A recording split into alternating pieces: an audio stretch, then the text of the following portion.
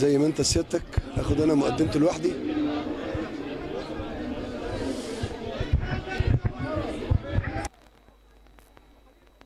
مركز شباب شرشابة أحد الإنجازات التي أنجزها الراحل الأستاذ الدكتور عبد الأحد جمال الدين. تعودنا من كثير من المسؤولين عندما يعطوهم الله أو يتبوأوا مكانا أن ينسوا مسقط الرأس، لكن الدكتور عبد الأحد جمال الدين أثبت عكس ذلك منذ كان أستاذا ومعيدا في كلية جامعة القاهرة، ومنذ أن كان أيضا رئيسا للمجلس الأعلى للشباب والرياضة أي وزيرا للشباب.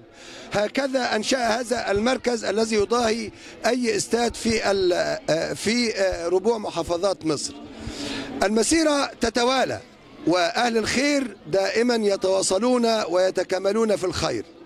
الحديث الشريف إذا مات قطع عمله إلا من ثلاث: ولد صالح يدعو له، وهو السفير الدكتور عبد الأحد جمال الدين يكمل المسيرة، وأيضا علم ينتفع به، هو أيضا ترك لنا تراثا رائعا، وصدقة جارية. الصدقة الجارية هي مؤسسة الدكتور عبد الأحد جمال الدين للتنمية، ها هي النهاردة بتتواجد في قرية شرشابة من أجل شرشابة فيروس سي. معاي السفير الدكتور أحمد إيهاب عبد الأحد جمال. بحضرتك كل سنة وأنت طيب. وحضرتك بالصحة والسلامة، أهلا وسهلا. حضرتك مساعد وزير خارجية، لكن ما انتش ناسي أهلك، مش ناسي مسقط رأسك هنا في شرشابة. النهاردة بالتعاون بعلاقاتك القوية موجود قافلة طبية من أجل الكشف ومسح شامل لفيروس سي بين أهالينا في قرية شرشابة وقرى زفتة كلها. حضرتك مسيرة مؤسسة الأستاذ الدكتور عبد الأحد جمال الدين للتنمية، كيف ستتكامل أو تكمل الإنجازات التي بدأها الراحل الدكتور عبد الأحد؟ الحقيقة الحمد لله ربنا أراد أنه كذا طرف يعني يتشاركوا معنا في تنظيم هذه القافلة لمسح فيروس سي بالنسبة للمنطقة هنا. وأنا الحقيقة بوجه الشكر الخالص لصندوق تحيا مصر ولشركة فاركو للأدوية اللي يعني تفضلوا أرسلوا العربية الكبيرة دي اللي بتعمل التحاليل فوريا، المسح الأولاني للإصابة بهذا المرض. والحمد لله يعني هو ربنا يطمنا على أهالينا جميعا، ودي حاجة كويسة.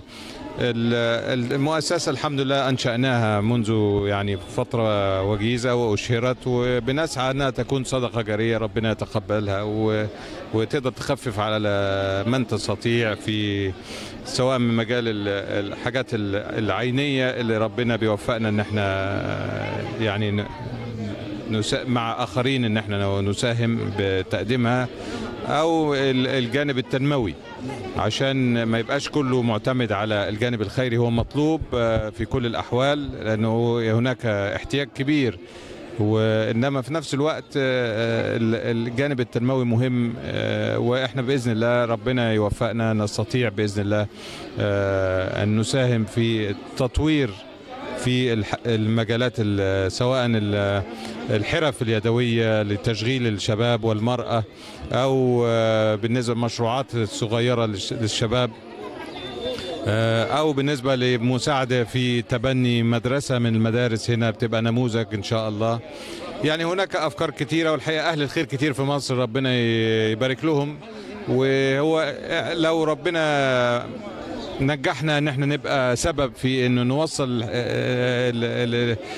الحاجات دي لمن يحتاج، فيبقى فضل كبير من ربنا. ربنا يقدرنا ويتقبل. والحمد لله الواحد كل ما بيتصل بأي حد بيلاقي استعداد كبير للمساعدة، وهي دي مصر. فزي ما بيقولوا تحيا مصر. أنا عايز أتكلم مع حضرتك كلام أخوي وكلام أسري. الأستاذ دكتور عبد الأحد جمال الدين كان دائما مرتبطا بهذا البلد، بشرشابة وبزفتة. يعني في كل مراحل حياته سواء في الوزارة أو زعيم الأغلبية في مجلس الشعب المصري كان دائما مرتبطا.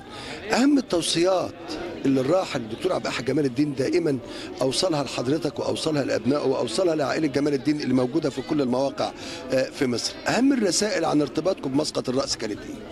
هو التوصية بالارتباط بالأهل وبمصر بصفة عامة ككل، والحمد لله ربنا يقدرنا جميعا ان احنا يعني نكون سبب في تقديم المساعدة أو في النهوض بالبلد. والبلد دي من أول القرية صغيرة لحد البلد كمصر ككل، فربنا بيتولى يعني بيساعد ان الحمد لله ان الامور تمشي باذن الله. معي في الكتيب الصغير الخاص بالمؤسسة إنها تعمل في مجال المساعدات الاجتماعية وشنط رمضان وهدايا الاحتفال بيوم اليتيم وبحوث اجتماعية للأسر وندوات ثقافية للشباب وعرض اقتراحات وقوافل طبية وأنشطة مستقبلية. استمرار في اعمال بحوث الميدانيه للاسر الاولى بالرعايه، وتقوم المؤسسه حاليا بحصر البيوت التي تحتاج للتسقيف والترميم وحصر الحالات وبدء تحاليل ويتم دراسه نظم القروض وهكذا. حضرتك هذه الطموحات الكبيره وهذه الامور الكثيره التي تعتمدون فيها على الله وتوفيق الله، حضرتك المؤسسه ستكون هنا تنطلق من الغربيه الى ربوع مصر كلها ام سيكون نشاطها قاصر على الغرب؟ هي المؤسسه عندما اشهرت فكان نطاق عملها جمهورية مصر العربية، إنما يجب أن يكون نقطة البداية هي مركز زفتة هنا وهو مسقط رأس الوالد الله يرحمه. والحقيقة الحمد لله يعني بتشجيع من السيد محافظ الغربية السيد اللواء أحمد ضيف